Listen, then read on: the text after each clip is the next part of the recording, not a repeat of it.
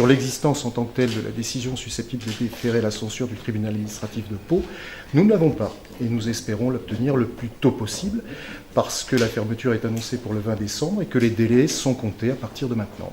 Alors c'est une procédure d'urgence, c'est une procédure au travers de laquelle il est demandé au président de la juridiction administrative compétente de suspendre les effets d'un acte administratif. En l'occurrence, il s'agirait, j'emploie le conditionnel, il s'agirait de la décision du directeur de l'ARS de non-renouvellement de la maternité de Laurent Sainte-Marie.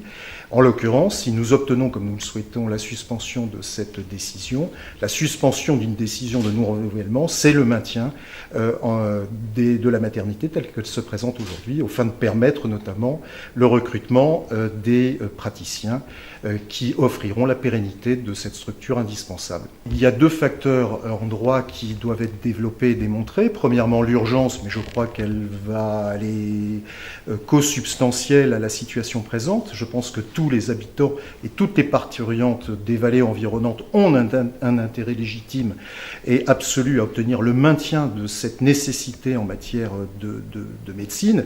Ça me semble être une évidence. Et puis le deuxième critère qui rentre en ligne de compte, c'est démontrer le caractère sérieux de l'argumentation que l'on a développée, c'est-à-dire qu'en clair, il y a des doutes plus que sérieux sur la légalité de la décision prise par l'ARS.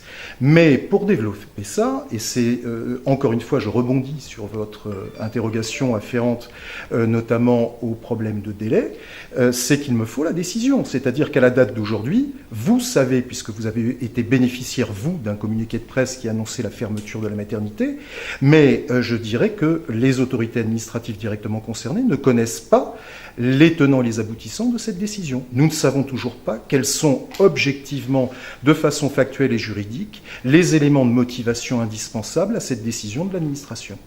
Donc aujourd'hui, notre attitude consiste à continuer ce que nous avons toujours dit.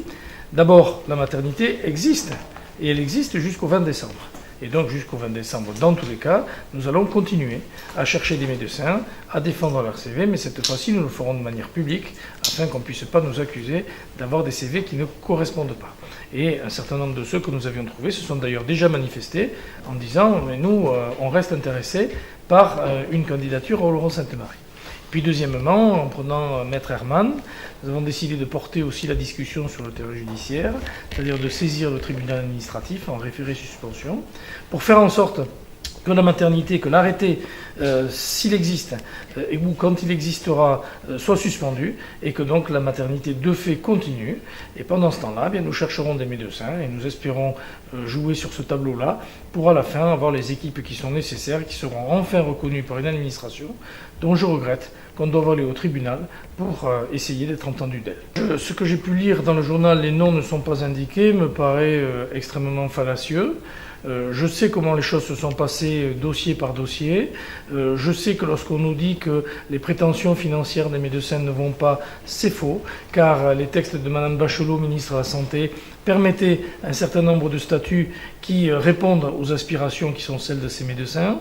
Je sais que lorsqu'on me dit qu'un médecin est dangereux, on ne m'indique pas en quoi ni pourquoi on le laisse en fonction là où il est. Et je sais par ailleurs, parce qu'ils nous l'ont écrit, que certains médecins ont retiré leur candidature, persuadés qu'elle n'avait pas lieu d'être, puisqu'on leur disait que la maternité était d'ores et déjà condamnée, alors même que nous étions en discussion. Donc je suis tout à fait serein par rapport aux CV qui sont les nôtres, à ces candidatures, et une note d'ailleurs adressée au tribunal permettra de manière nominative pour chacun des médecins d'apporter la réponse aux allégations de l'Agence régionale de la santé.